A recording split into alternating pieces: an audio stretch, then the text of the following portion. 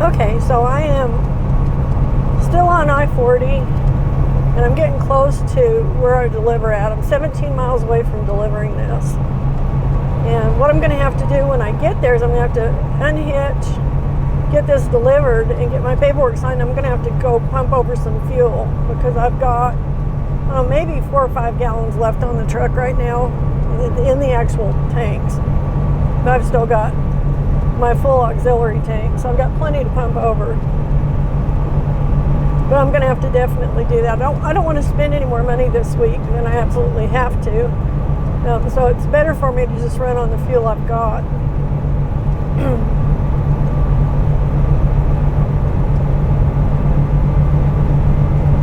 I've actually done pretty well coming over here. I may have more than that left in my tanks. I may have closer to 8 gallons, 7 or 8 gallons left in my main 2 tanks. But it's getting low. So I'm going to go ahead and transfer over fuel right there in their yard. I'll pull in the back part of their yard to do that before I take off. I don't want to have to stop anywhere else and fuel up. So I can fuel up there and then go all the way home. I doubt that I'm going to have another job. It doesn't sound like anything's come up yet. So I'm going to pretty much plan on just going home when I get done here.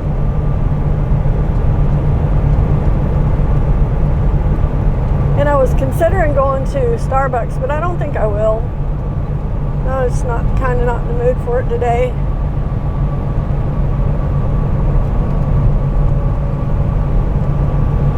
So hopefully this will be a quick stop in, get these delivered, and get the heck back out once I've got my fuel refilled.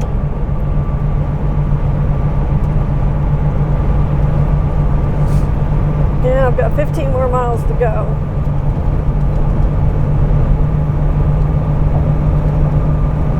So I'm really impressed with the weather today. It is nice. It's 50 degrees out there, so it's not warm, but it's not cold by any means. And the sky is pretty much cloudless. There's a little bit of cloudiness to the south of us, but not much. Just a little bit of wispy stuff going on.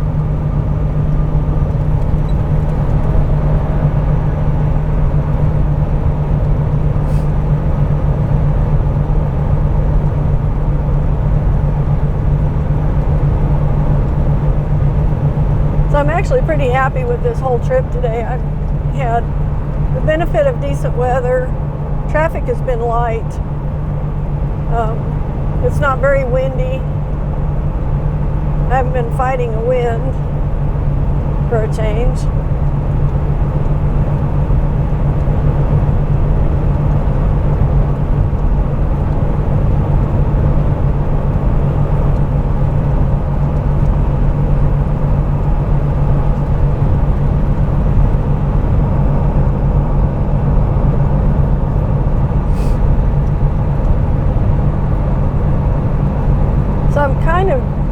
I'm not quite to Amarillo, but I'm kind of getting into the fringes of it.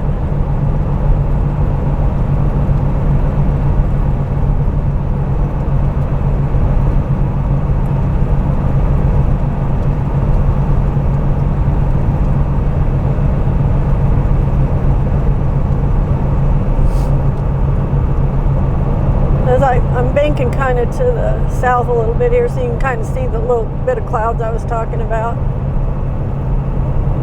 It's pretty much it in the whole sky that I can see.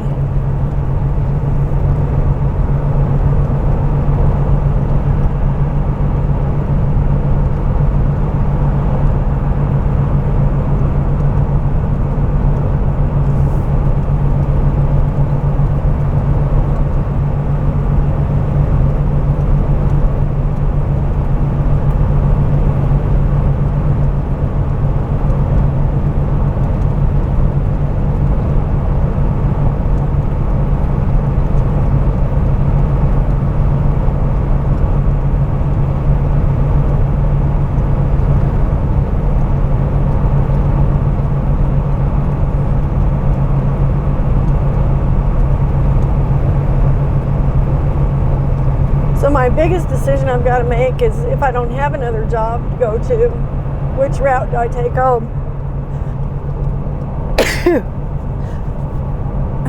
Sorry, I got the sneezes. Whew. They went my last brain. I've just got to kind of figure out what route I want to take going home, and I'll probably just cut south. I don't know. 6 of one, half a dozen of the other, really. It's more miles, but about the same time if I go back the way I came, which is I-40 to Interstate 44 to Highway 81. But it's a little shorter if I cut down 287 over to 62 to 7, then to 81. So I'm just not sure which way I'm going to go yet. But I don't want to cut through Oklahoma the way I did last time, because it just adds too much time to the trip.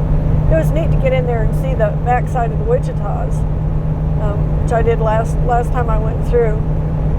I was hoping to actually film something that was usable going through there, but it just didn't come out all that well. Didn't look that great.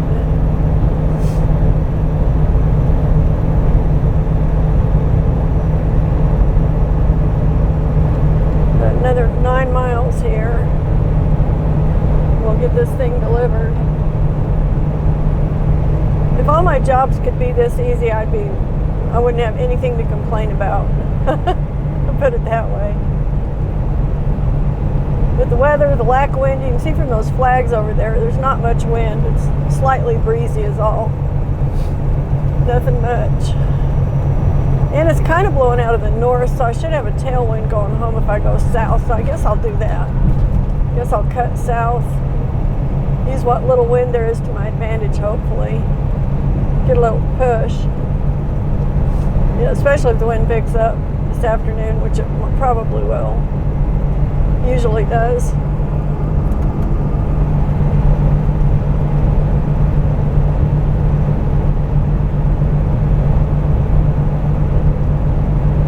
I'm cutting this really close on the fuel. If I showed you my fuel gauge, you'd be like, you need to pull over and put fuel in. But what I've learned about this truck is when it's on empty, as long as it's not below the red tick or to the bottom of the red tick, then there's still a few gallons of fuel in it. And I've got a few gallons left on both tanks, I think. At least a couple, so I've got plenty of fuel to get there. And if I run out on this tank, I can switch over to the other tank. I mean, 8 miles I shouldn't run out. Probably won't. I'll just say probably won't. Could, probably won't. But I don't like running the tanks dry on this thing because it makes the truck run crappy until the other tank picks up and kicks in. I've done it. I've run it to where the first tank was dry, not intentionally, just not paying attention. And then the truck would start cutting out and running crappy, so I'd flip it over, and it would take about half a mile of crappy running, and then it would pick back up and go on just fine. But I don't really like doing that. I don't think it's good for the motor to run it dry. At the same time, I don't think it's good for me to pull over on the side of this interstate and try and pump fuel out here. With all these vehicles whizzing by, when I can hold off. If I can hold off for 7 more miles, I can do it in a fenced-in yard where I don't have to worry about traffic. I can just concentrate on the fuel, getting that task done, and it's a lot less hazardous. Anytime you stop on the side of a roadway, you run the risk of being rear-ended by some bozo who's not paying attention, or who's drunk, or for whatever reason, just a crappy driver. Cops know this. A lot of cops have been hurt and killed by people who have run into their squad cars when they're stopped doing a traffic stop. And one of the reasons for that, especially at night, is when you're sitting on the side of the road with your red and blue lights going. for some reason, those lights become a drunk magnet. Drunk people will run into lights. Nobody really knows why, I don't think. I mean, there are theories. But drunk people have a propensity for, I don't know if they just get mesmerized by them and just run into them. I mean, that seems as reasonable to me as any other cause. But it's actually a thing. So anytime that you can get off of the highway, farther than just the shoulder of the road, to do anything like fueling or just checking, or if you just need to pull over, you're always better off to get off of the interstate entirely and at least get out on a service road if it's got a shoulder or a parking lot or something you can pull into to get out of the lane of traffic. So it's just one of those things, it's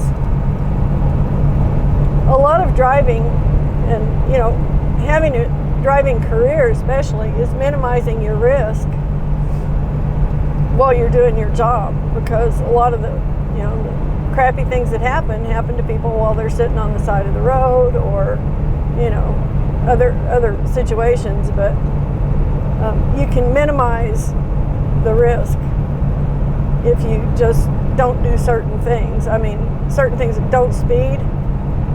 Don't drive in really crappy weather.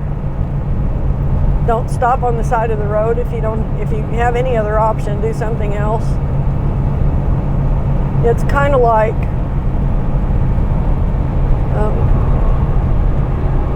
I guess minimizing the risk of getting robbed or something if you're like at a truck stop or anywhere really in a city. Keep your head up, pay attention to your surroundings. Don't act like you're worried or inattentive or not being alert to what's going on around you. Certain things you can do just minimize risk. Well, it's the same thing when you're driving. So that's a big one, though. That's actually a real big one. Just get off the road. Don't stop on the side of the road. It's not always possible. And sometimes I do stop on the side of the road. But when I do, I get over as far as I can possibly get over. And I try to make it like a brief stop. I don't pull over and just sit on the side of the road for any length of time. I get done whatever it is I need to do, and then I get back on the road. You're much safer on it than sitting beside it. I know it seems weird, but it's true, statistically speaking. Okay, so my exit is coming up here in 2.5 miles.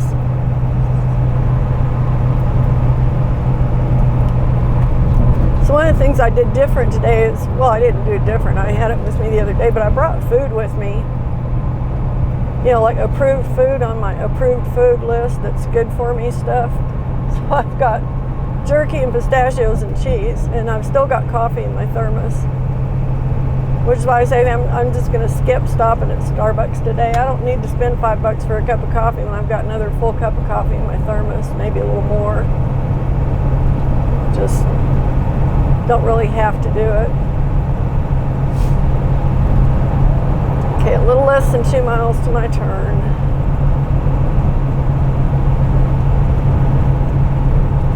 I'm really watching this fuel situation because it is low. I mean, I'm not gonna lie, it is low. What I'm doing, I'm kind of flipping back and forth between my tanks.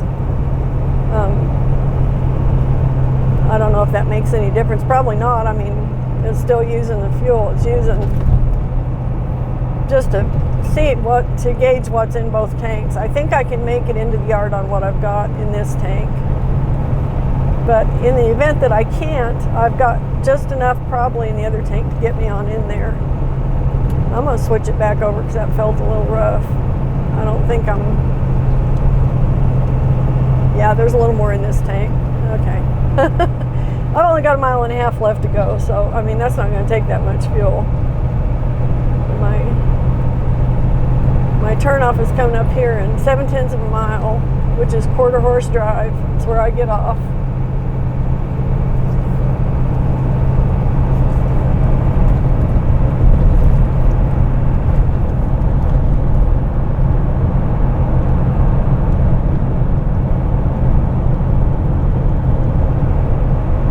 Okay, so it's the next exit. Oh, great. And I got a truck that's going to foobar me here. This is one of the things I hate about the way the interstate system is set up with the lanes for, merging and getting off. When they have you cross in a lane like that, that is so dangerous. It's a pet peeve of mine. I know that sometimes they have to do it that way, but it really sucks. It's not a good system. Just to be real blunt about it.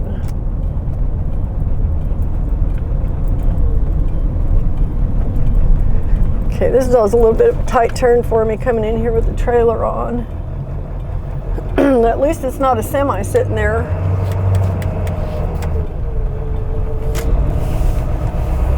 I've got to be really careful not to curve that trailer.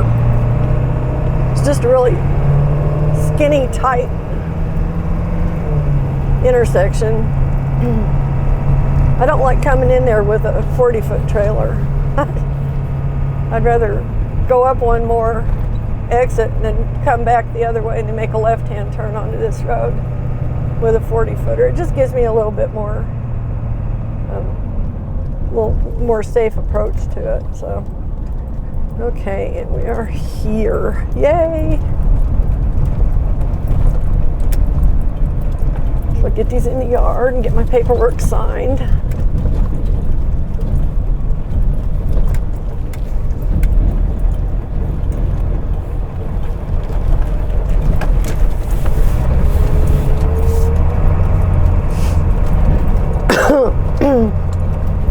They have sold a lot of trailers. They used to have more parked in the middle here.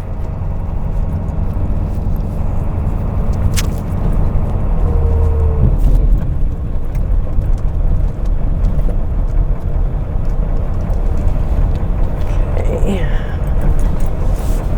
I'm going to guess maybe they'll just have me drop it here, but I'll go in and ask anyway. Sometimes it's just polite to ask because they might have something planned. Something else coming in that they need to make room for. So I shall return.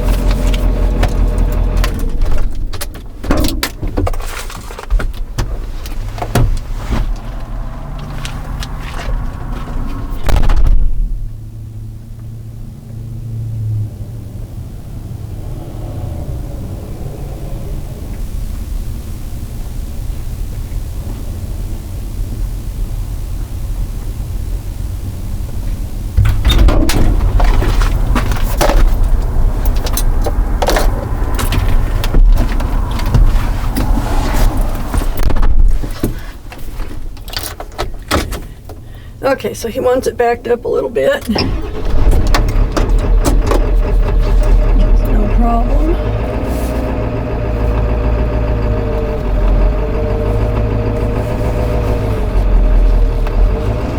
Just put it in line with this other one back here.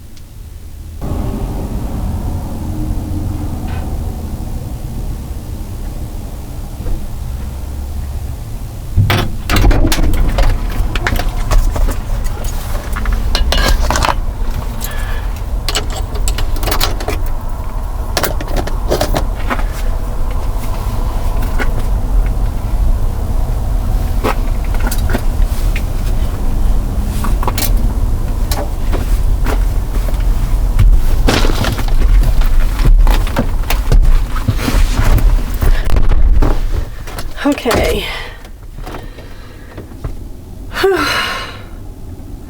We'll pull around the back of the lot here to do this fuel transfer.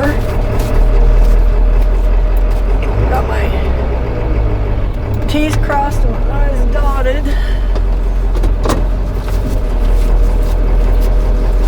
My delivery here.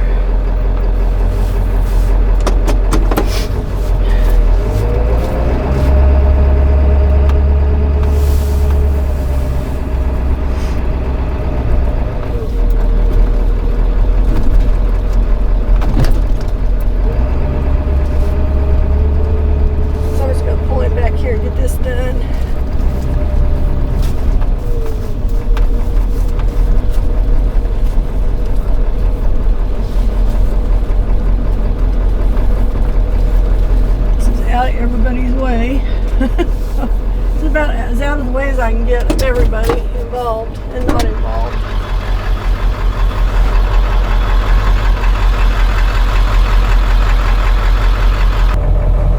Now, do I or don't I want to mess with Starbucks? I'm torn. I've got plenty of stuff with me. I think I'll just go and not stop. Probably the more I can avoid buying stuff to eat, the better off I'm going to be. Okay, so let's go home. Where to? Home. And I think I will take the most direct route, which is the southern route. I'll run out here, out east of Amarillo a few miles and catch 287. And cut across the panhandle southeasterly until I hit Highway 62.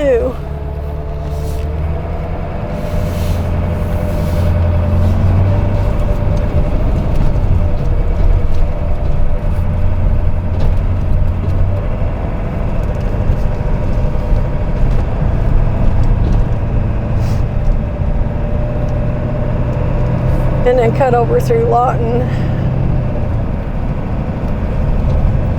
and be home.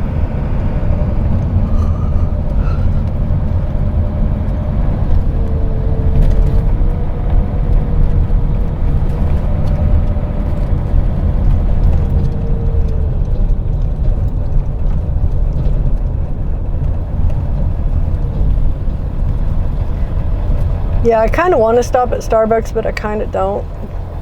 I do this kind of thing. I'll waffle around on it. Do I, don't I, should I, shouldn't I? The answer to that should question is probably almost always no. No, I probably should not. Because A, it's got a lot of calories, and B, it's expensive.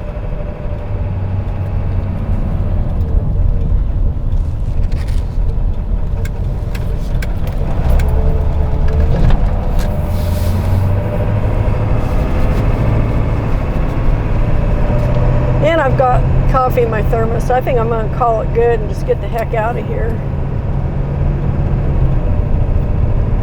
I don't need to be spending that kind of money today.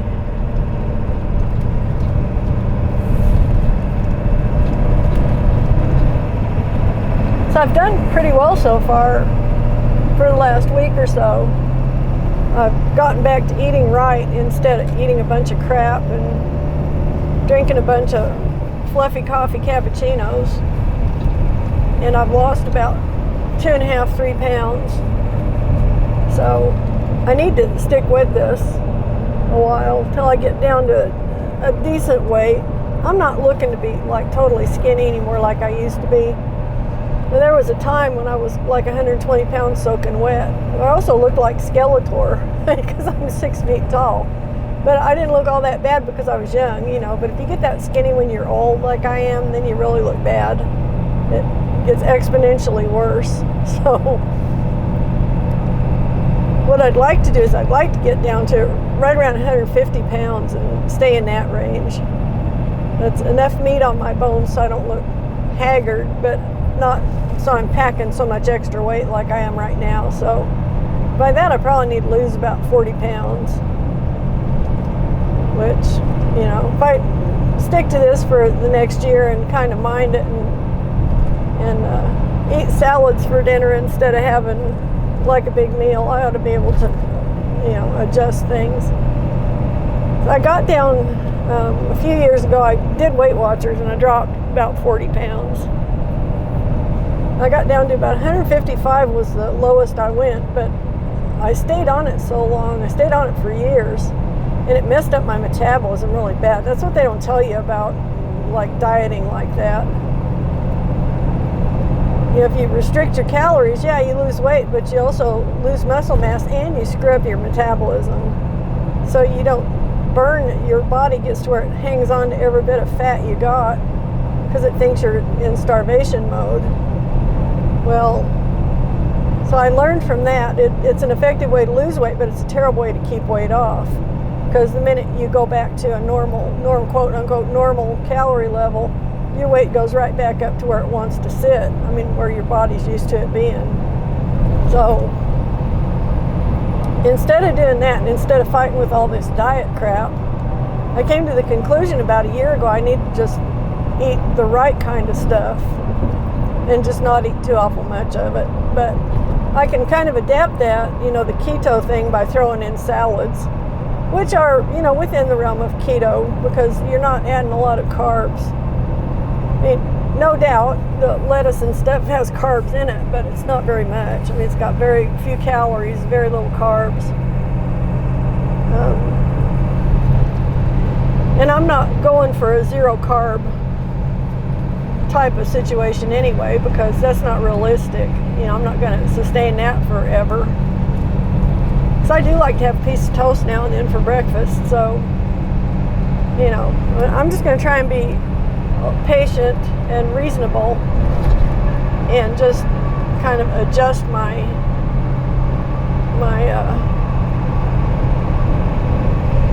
method of losing weight. I'm kind of returning back to what I know worked for me when I was younger, and that's eat salads for supper and don't pig out on junk, Now, it's harder to lose weight when you get older. It's very true, especially for women. I don't know about men, but for women it's very true.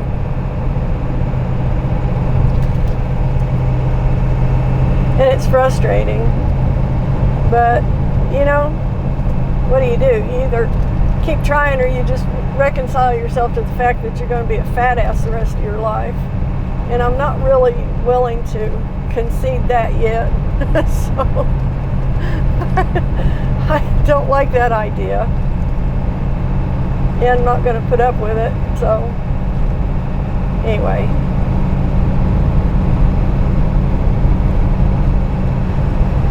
But for sure, if I stopped at Starbucks, I'd be putting extra calories in that I don't really need. And one of the things I did when I was actually really successful losing weight, and I've never had to lose a whole lot of weight. 40 pounds was the most ever. I've never been like 200 pounds or over. And I'm tall, so everybody says, oh, but you carry your weight. Well, I do and I don't, But one of the things that helped me a lot when I actually lost that 40 pounds doing Weight Watchers was not drinking calories. It's kind of a rule, you don't drink calories, because unless it's something that's beneficial, I'm not going to drink it. So in certain instances, if I feel like I need more energy or I want a little extra calories, then I'll have, and I stop at Starbucks, then I'll have a latte made with heavy cream. And what that does is that fuels your body with fat. So it's not like I'm getting a bunch of carbs with that either. But still, that's extra calories I don't need today. So so if I was going to do that, that's what I would get. All right, this is where I leave I-40, which I'm on I-40 right now. Now I'm leaving I-40 and getting on 287 south. And 287 does not run south, it runs southeast. It starts at Amarillo and cuts southeast across down to Childress, Texas, and then clear down to Fort Worth. And so that's the path I'm going to follow. I'm going to peel off before I get to Childress and cut over. I'll probably take my standard route, which is going down to Memphis, Texas, and then cutting across on, I think it's Highway 20, runs across from Memphis over to where I can get onto Highway 62. So anyway, that's the plan. We'll see what happens. I may get, who knows, I may get a call with another job before I get home, but I'm not seeing anything yet. So I'm guessing there's probably not anything else today. I would not expect another job today, being, just right after New Year's. These trailers that I've been picking up and delivering, these are trailers that people have bought, and I'm delivering it from one store to another store. So somebody came into this store over here and said, well, this is a trailer I want. Can you get me one? They said, well, yeah, we got one over in Oklahoma City. They're like, oh, okay, cool. So then that's where I come in. I pick it up in Oklahoma City and bring it over here to the store in Amarillo. Now, I don't always work store-to-store stuff. I work factory to store, and customer to store, or store to customer. So it could be any combination of the above. But these are the sweet jobs. These are the ones I really like. It's no stress. I mean, it's not like I have a tight schedule today. I got it over there just exactly at the time I wanted to get it there. I allowed myself 4 hours from Oklahoma City, and that's about how long it took me. I delivered it in the middle of the day, so they weren't antsy about it. They weren't worried about it getting there. But now I'm off, I guess, until such time as they come up with another job for me. Now that may be in 10 minutes, it may be tomorrow, it may be next Monday. This time of the year, I would put my odds on not getting another job till maybe Friday, and maybe even not until Monday.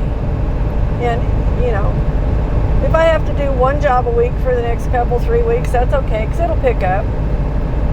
But these are the jobs that are so easy. It's easy money, and I'd be crazy to turn this down. No, I didn't even break a sweat. I mean, even though I did have to crank the trailer up off the gooseneck ball, but I still didn't break a sweat doing it. It wasn't a heavy trailer.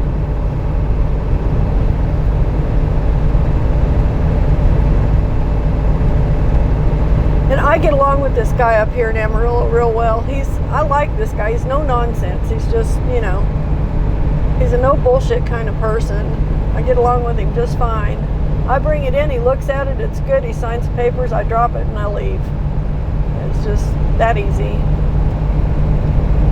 So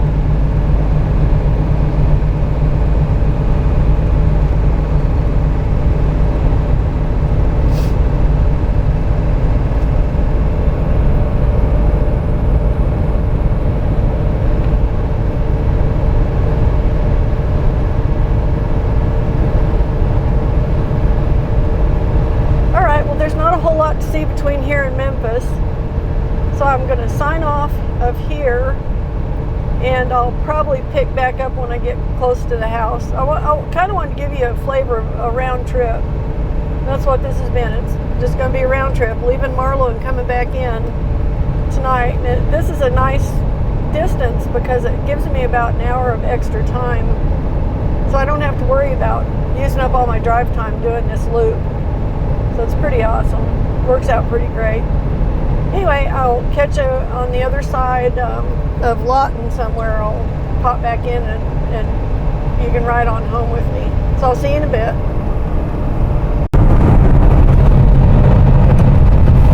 Okay, so I just passed through Headley, Texas, and I'm going to go right on down to Memphis. I could have turned east at Headley, which I did last time I was up here. But I think this is actually quicker to just go ahead and stay on 287 down to Memphis and then cut across there. Reason being, the road going from Memphis over to the next highway, it's wider and it's got shoulders on it for the most part. The highway going out of Headley is a narrow 2-lane. Not really much in the way of shoulders or anything, so it's just a little slower of a road.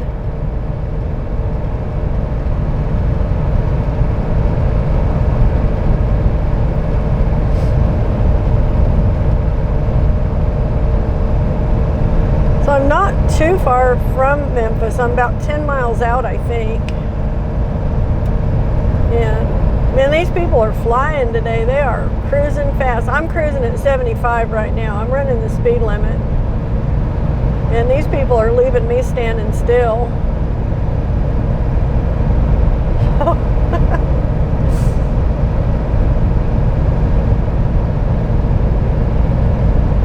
I'm just not in that big of a hurry. I mean, I'm in a big enough hurry that I'm running the speed limit, which is kind of unusual for me when I'm running unloaded like this. I don't really have any place I have to be. I just kind of want to get home. So that's kind of what I'm working at. Now, they just built these rest areas in here a few years ago, and they're pretty nice ones, but I don't know. I very rarely stop at them. I've stopped on each side once or twice, I think. Once on that side or twice on the northbound side and once on the southbound side. They're just not in a spot that I need to stop there very often.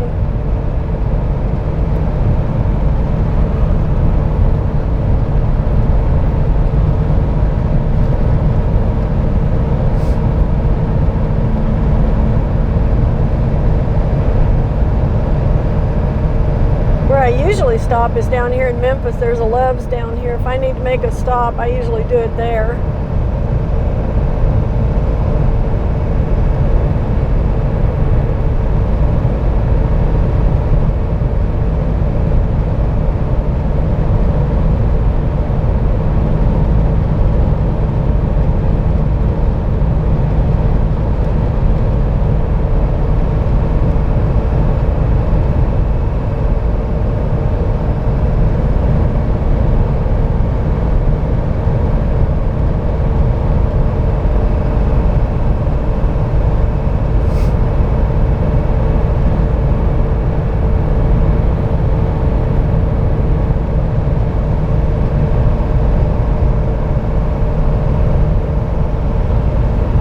So some days when I'm running back without a trailer on, I take back roads and stuff.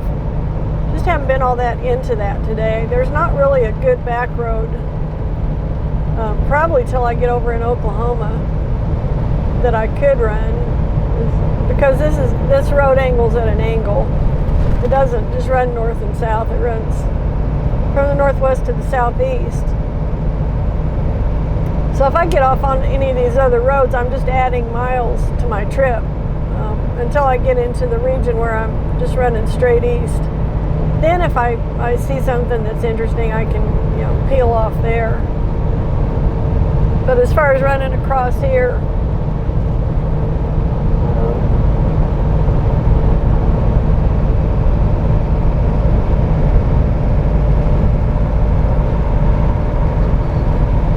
it's just not that tempting today. So.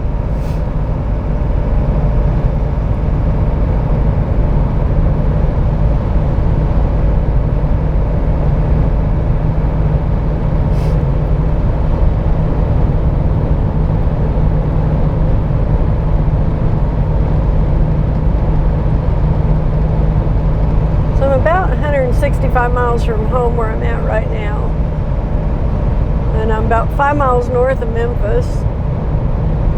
Memphis is where I'll turn east and cut over to another road. I can't remember if it's 283 or what the number of it is.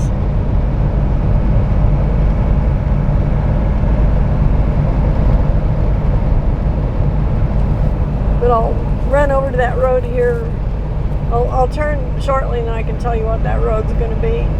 It's another highway about 20 miles east of here that runs north and south. And I could have kept going on I-40 over to Shamrock, Texas and turned south there, but that would have added miles to the trip too. Instead of going across at an angle, I would have been, you know, going straight east and then straight south.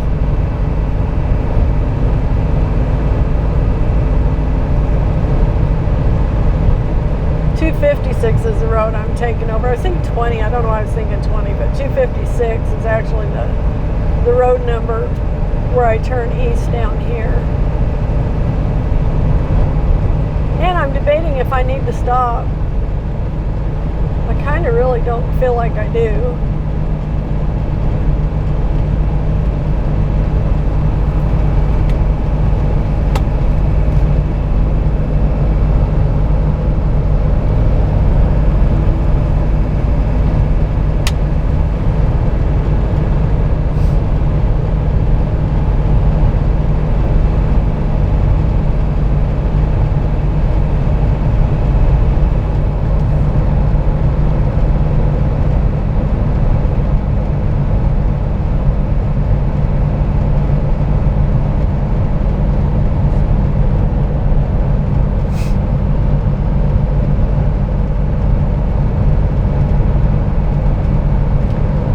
Field out to my right, that's cotton field. Cotton field on the other side of the road. This is big cotton country through here.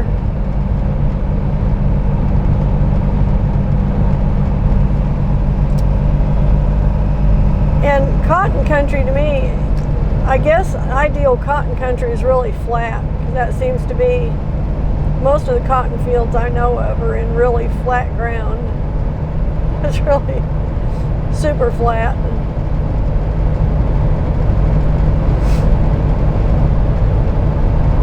There's bales of cotton sitting out here. There's one with an orange tarp on the top of it. Here's another one. Those are bales of cotton. That field has been picked by a machine, and there's still a lot of cotton left in there. But I guess they just let that go because you can't pay people to pick cotton these days. You know, I guess they can't afford to. It would be too expensive to have to pay them to get out there and hand pick the rest of it. So they pick what they can by machine and I guess just waste the rest.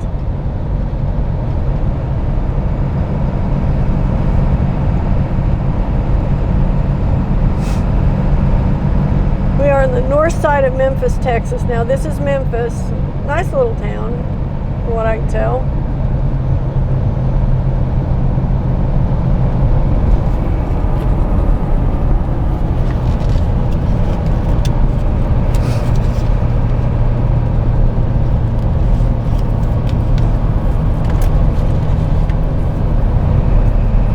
Looks like a good motel to stay at, and I've never had to stay here because this is close enough to home that I'm either going through here like within the first couple hours after I leave,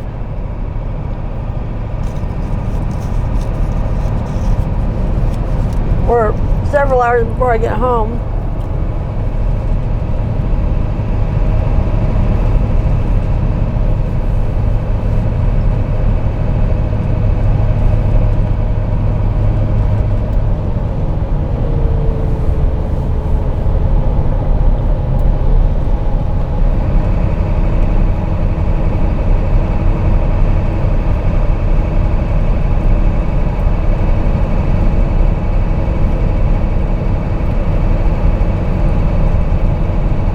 Got a bunch of construction down here. It's been making it really hard to get into the Love's parking lot.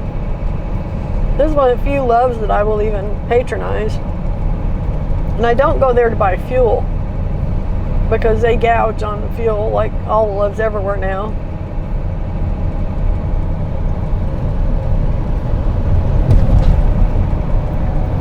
But when it's not all jammed up with road construction, it's a pretty convenient place to stop. Especially when I'm headed to Amarillo. I think I'm going to skip it today and just go on. This is my turn up here.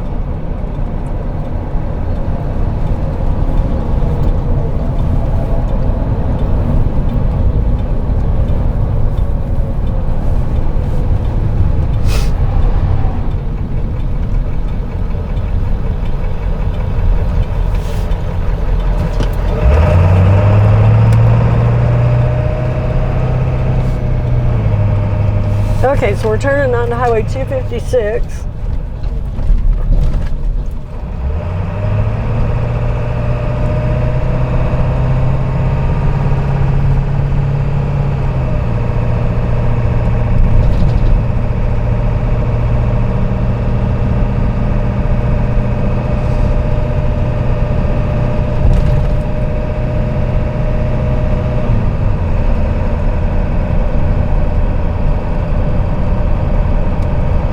The wind has changed direction on me now. It's blowing out of the south again. It was blowing kind of mildly out of the northwest up by Amarillo. That may just be how the wind usually blows there. But usually blows out of the south here, and that's what it's doing today. It's warmed up. It's about 52 degrees from the looks of things.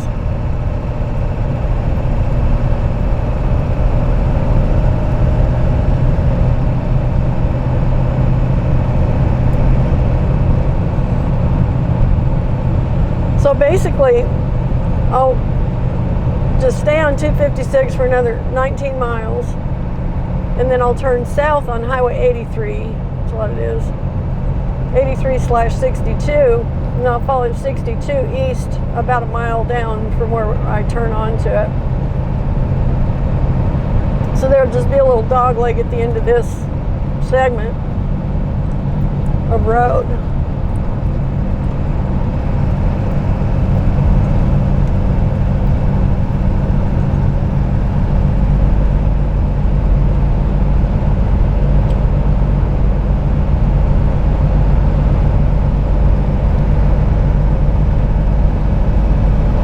This is a 2-lane road all the way over this hump, this 20-mile stretch. And as you can see, it's got fairly decent shoulders on it anyway.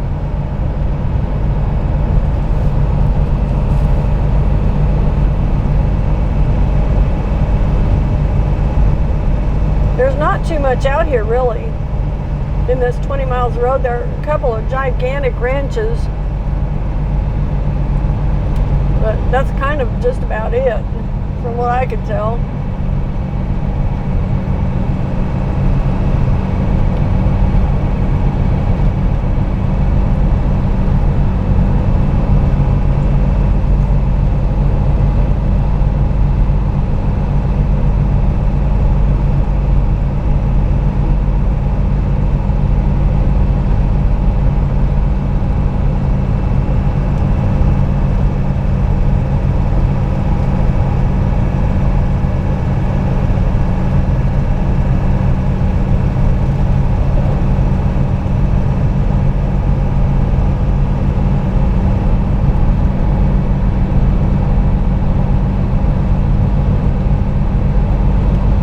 This bottom down in here for some reason.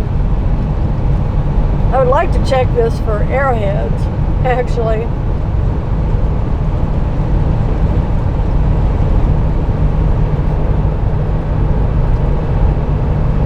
But I don't know who owns it to go get permission, so we won't be doing that.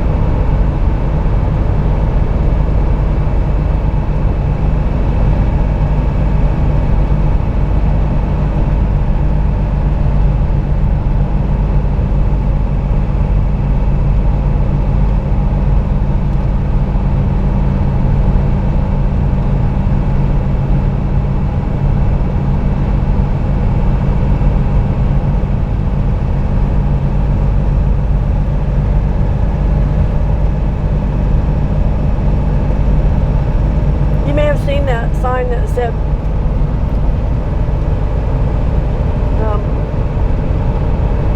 Wellington and Hollis. Well, Wellington is a town that's kind of northeast of us here in Texas. Hollis is the first town we'll come to in Oklahoma on Highway 62. We're not very far from Oklahoma right here. Probably 26 miles, 27. Maybe a little more than that, maybe 30.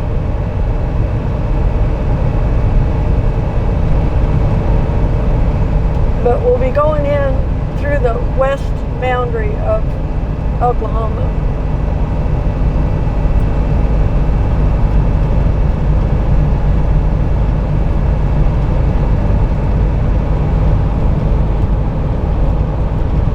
And I've just been continuing to check, make sure that I'm not missing any email or text messages with any work, and I'm not, so.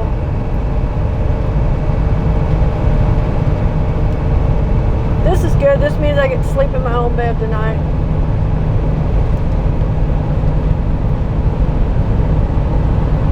To me, this is the perfect kind of a job. It's an outing for the day, and then I get to go home. It gets me out and gets me seeing some scenery. And make a little money. And stay occupied for the day. But then I'll still get home early enough that I can make supper, do a little cleaning up around the house, take care of some of the other responsibilities I've got, and not, like wear myself out doing it really.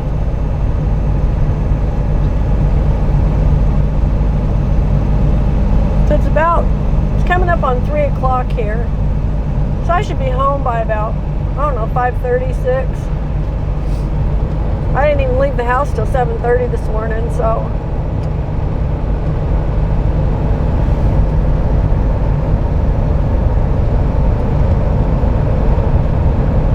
So it's been a good day.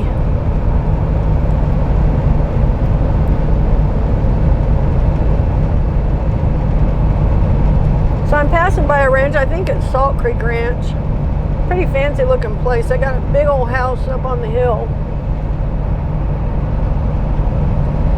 Yeah, Salt Creek Ranch, fancy gate. Pretty nice setup they've got there. They got some fancy fence up too. If you notice, that's not just cattle fence, that's fancy critter fence. So this might be one of those ranches where they have exotic animals for hunting. I'm going to guess that's a possibility.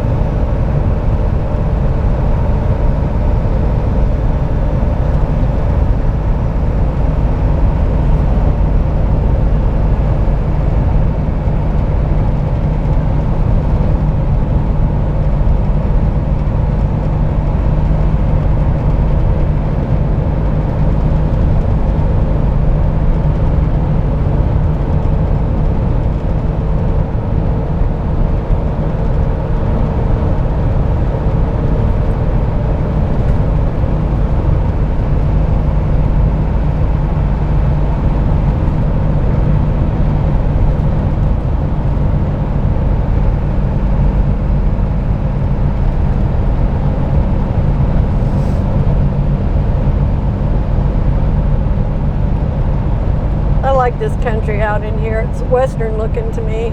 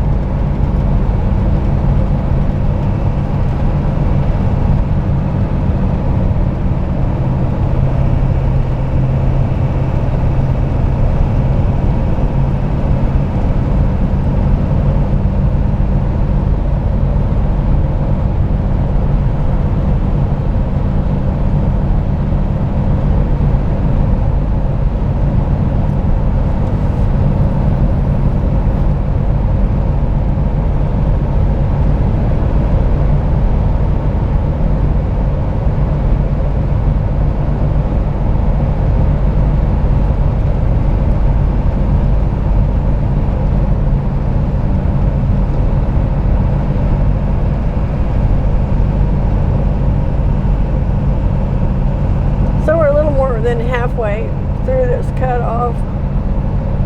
Got about another 8 miles to go.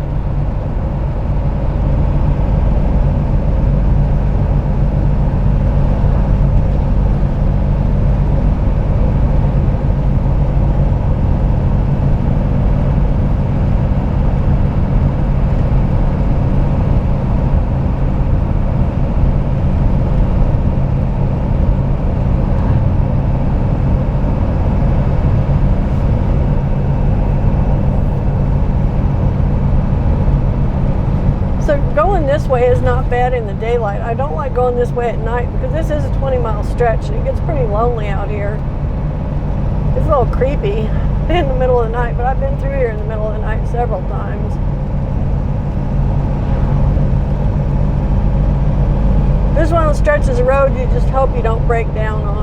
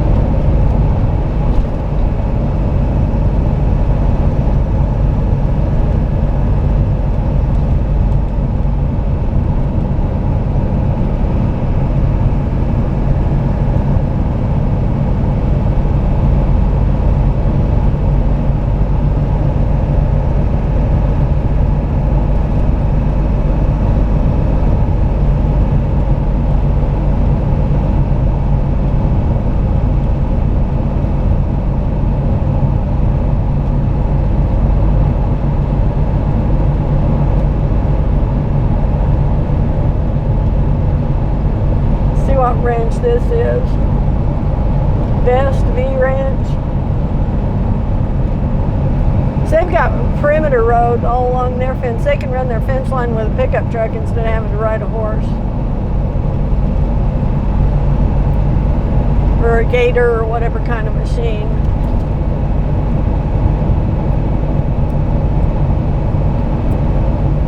It's a pretty nice road they got around there too.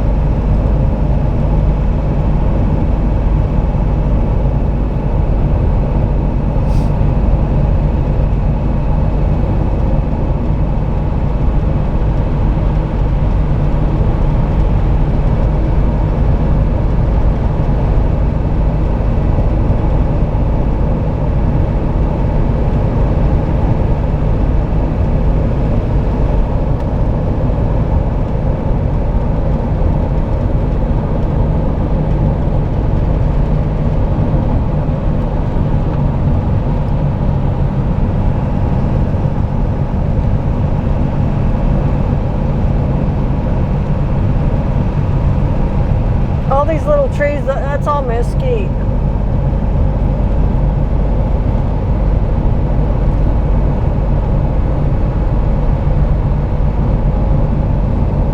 apparently this ranch has solar powered collectors for their pumps for their stock water. So I've seen a couple of them now where they've got a stock tank and they've got solar panel next to it.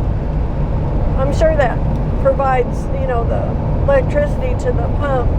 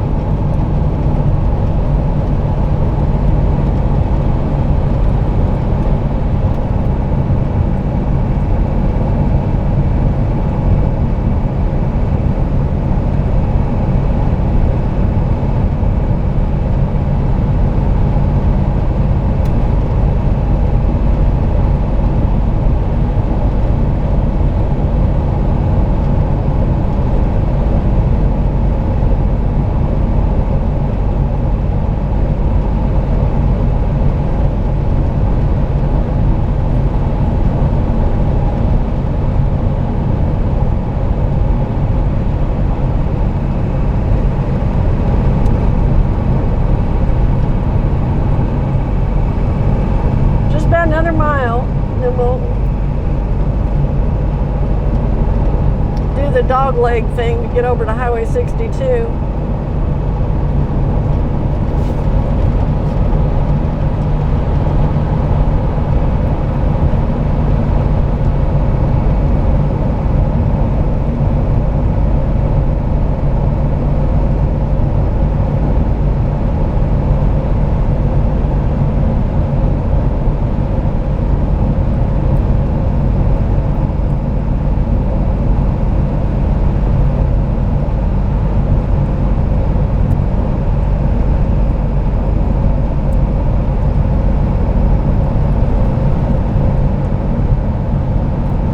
There we go. Here's our intersection.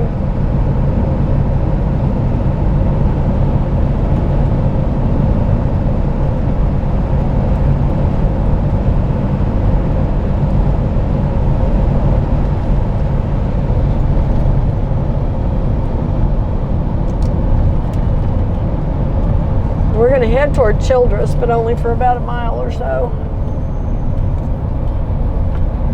This is Highway 83 we're getting onto.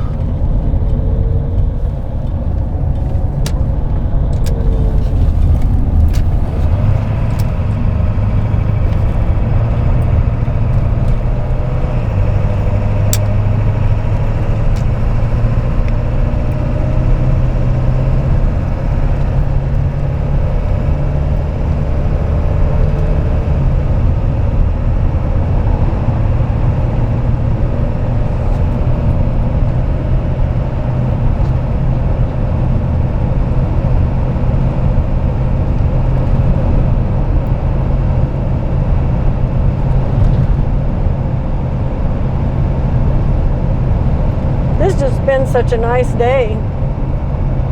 The weather's been real nice. It would have been a little chilly if I'd had to work outside very much, but I didn't have to, so it was fine by me.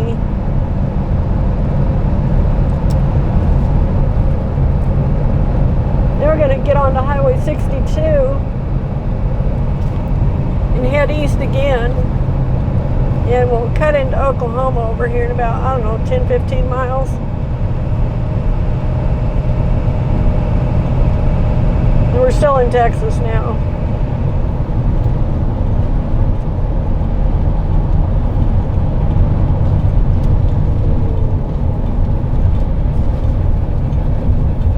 Hello, 62. Which means I'm getting close to home. Yay.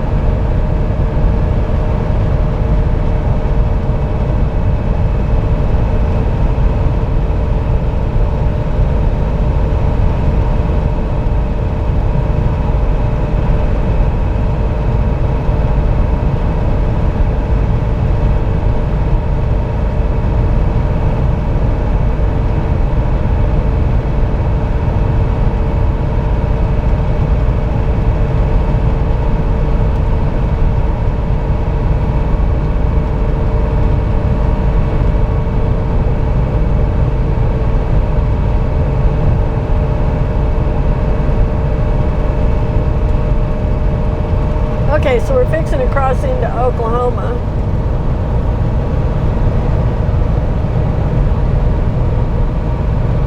Not too far up here.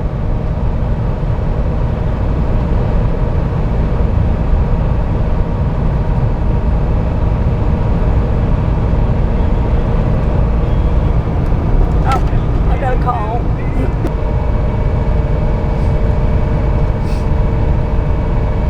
Okay, here comes the state line. 934. Okay, so as you can tell, we just crossed into Oklahoma back there, and this is the flattest part of Oklahoma. It's like pancake out here. It's so flat. Flat as a pancake. He's got him a load of cattle on there. Load of steers, probably.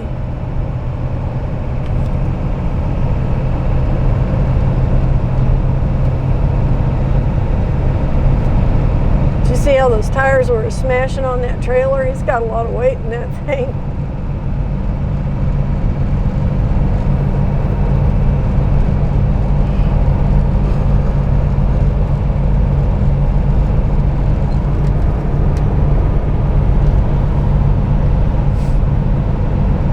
Okay, so this is the first little town we'll come through coming in, and I'll probably stop this segment here once we get through this town. It's called Hollis, Oklahoma.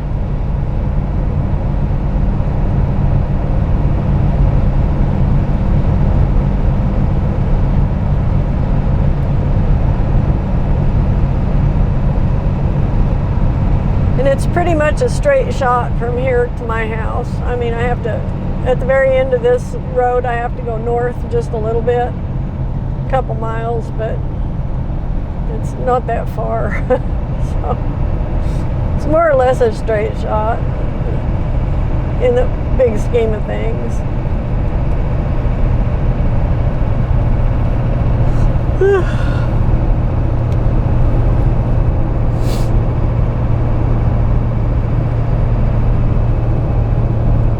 I'm all curious because it looks like a graveyard down there with some really tall stuff in it, but I don't think that's what it is. I don't know what it is. It's like a bunch of markers sticking up. I think it is a cemetery. I guess it is. It's a lot bigger cemetery than you would expect seeing a little bitty town like this. So evidently at one time there were a lot more people in this area.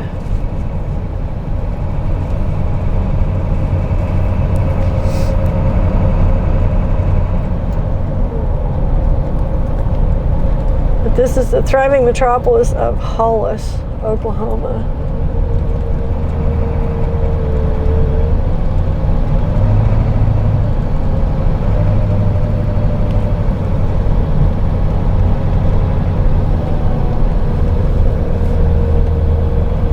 Cab over for sale there.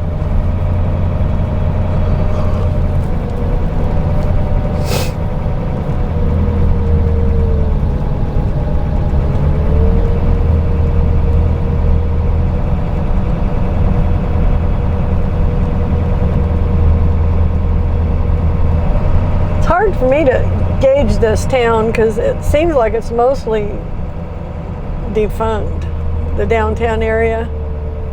There's not a whole lot going on down here. There's some stuff, but it seems like it's mostly dead. A lot of these buildings are falling down. The other ones have fallen down.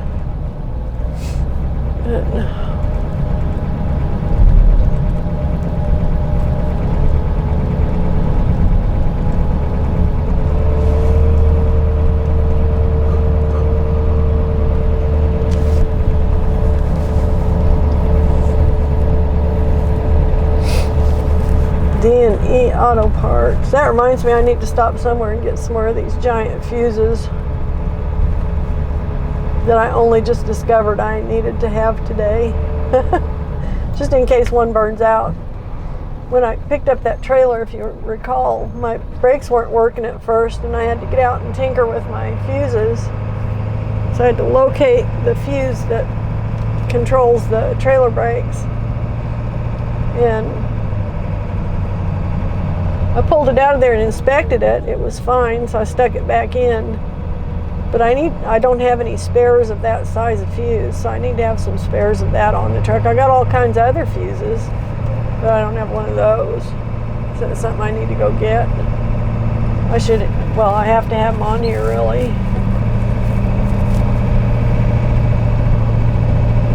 I haven't had a problem with that on this truck as far as blowing fuses. Of the Dodge did have that problem a few times. I had to replace the fuse on it several times. I don't think it was a heavy enough fuse. I don't think they designed it with a heavy enough fuse, maybe, for trailer brakes on some of those great big trailers I was hauling.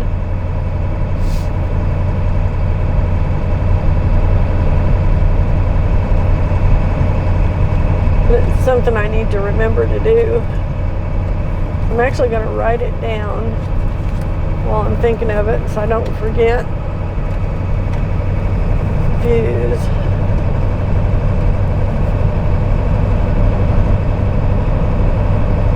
Maxi 30s and 50s. Those were the two sizes I saw actually in use in my fuse box, so I'll get a couple of those and keep on here.